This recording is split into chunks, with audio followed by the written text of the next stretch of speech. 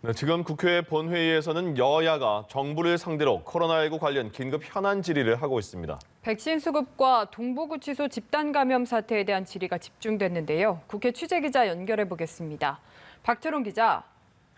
네, 오전 10시부터 시작한 긴급 현안 질의에는 정세균 국무총리와 권덕철 보건복지부 장관, 정은경 질병관리청장이 출석했습니다.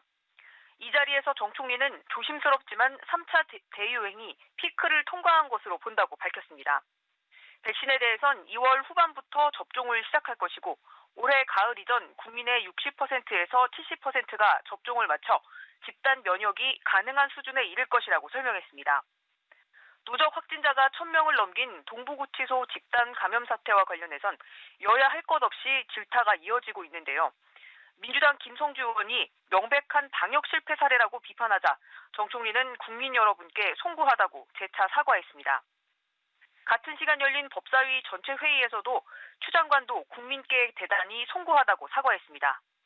수용자를 즉각 격리하지 않아 골든타임을 놓쳤다는 지적에는 동부구치소의 특수 사정을 이해해달라며 근본 원인은 수용 인원 과다라고 설명했습니다.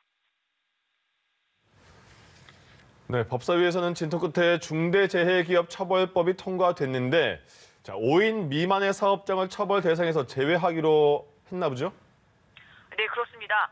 중대재해법이 국회 법사위를 통과해 입법을 눈앞에 두고 있습니다.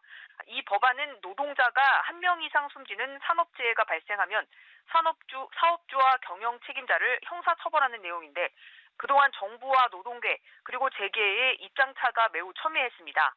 여야는 어제 5인 미만 사업장을 법 적용 대상에서 제외하고 또 50인 미만 사업장에 대해선 법 적용을 3년 유예하는 안에 합의했는데요. 5인 미만 사업장 제외를 두고 여당 내에서도 끝까지 반대 목소리가 나왔습니다. 전체 사업체 중에 80%가량이 5인 미만인데 2019년 기준으로 산재 사망자의 24%가 5인 미만 사업장에서 발생했기 때문입니다. 여당 법사위원과 추미애 장관이 5인 미만 사업장을 일률적으로 제외하지 말고 유류나 가스 취급업체 등을 세분화해 적용하자는 의견을 밝히기도 했지만 결국은 5인 미만 사업장을 제외하는 내용의 법안이 법사위를 통과했습니다. 민주당 지도부는 일단 법을 제정한 뒤에 보완하자는 입장입니다. 중대재해법 통과를 촉구하며 29일째 단식 농성을 이어온 고 김영균 씨 어머니는 이를 5인 미만 사업장 제외하는 것을 절대로 허용할 수 없다면서 건설업의 산재 사망을 방치하겠다는 것이라고 반발했습니다. 네, 오후 본회의에선 이 중대재해법 외에 어떤 법안들이 또 처리될 예정입니까? 네, 국회는 16개월 입양아가 양부모 학대로 숨진 이른바 정인이 사건을 막기 위한 아동학대 방지법과 부모의 자녀 체벌을 사실상 금지하는 민법 개정안을 처리할 예정입니다. 정인이 사건이 국민적인 공분을 사자 6개월 가까이 계류돼 있던 법안들을 부랴부랴 심사해서 그 일부를 처리하기로 한 건데요. 아동학대 신고 의무자의 신고가 있을 때 관련 기관이 즉각 수사와 조사에 착수하도록 하고 또 경찰관과 아동학대 전담 공무원의 권한을 넓히는 내용도 담았습니다.